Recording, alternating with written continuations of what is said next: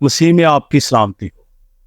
آج خدا کے زندہ پاک کلام میں سے پڑھیں گے زبور 12، جو کہ انسانی معاشروں کی عارضی اور گمراہ کن فطرت پر ایک پرجوش عکاسی ہے، اور اس کی آیات کا جائزہ لیں گے۔ زبور 12۔ آئے خداوند بچا لے، کیونکہ کوئی دیندار نہیں رہا، اور امانت دار لوگ بنی آدم میں سے مٹ گئے۔ وہ اپنے اپنے ہمسایہ سے جھوٹ بولتے ہیں، وہ خوشامدی لبوں سے دو رنگی باتیں کرتے ہیں۔ خداوند سب خوشامدی لبوں کو اور بڑے بول بولنے والی زبان کو کاٹ ڈالے گا۔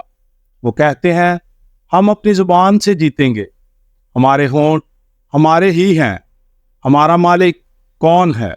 غریبوں کی تباہی اور مسکینوں کی آہ کے سبب سے خداوند فرماتا ہے کہ اب میں اٹھوں گا، اور جس پر وہ پکارتے ہیں اسے امن و امان میں رکھوں گا۔ خداوند کا کلام پاک ہے، اس چاندی کی مانند جو بٹی میں مٹی پر تائی گئی اور 7 بار صاف کی گئی ہو۔ تو ہی ان کو اس پوچھ سے ہمیشہ تک بچائے رکھے گا۔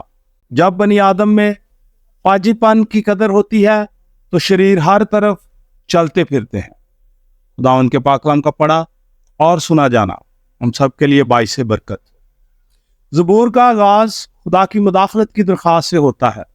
ایسا لگتا ہے کہ خدا پرست غائب ہو گئے ہیں اور لوگوں میں وفاداری کی کمی ہے۔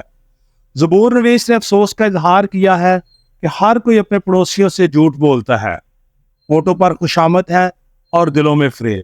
زبور نویس خدا سے ان لوگوں کو خاموش کرنے کے لیے دعا کرتا ہے جو اپنی زبان سے فخر کرتے ہیں، اپنی طاقت اور خود مختاری کا دعویٰ کرتے ہیں۔ زبور نویس کو خدا کے الفاظ کی پاکیزگی میں سکون ملتا ہے۔ خداوند محتاجوں کی حفاظت اور انہیں حفاظت میں رکھنے کا وعدہ کرتا ہے۔ بدی بہت زیادہ ہے، شریروں کا چہل پہل اور بدکاری انسانیت کے درمیان سر فہرست ہے۔ زبور 12 دنیا کی خامیوں کی ایک واضح یاد دہانی کے طور پر کام کرتا ہے، لیکن یہ خدا کے الفاظ میں پائی جانے والی پائیدار سچائی اور پاکیزگی کو اجاگر کرتا ہے۔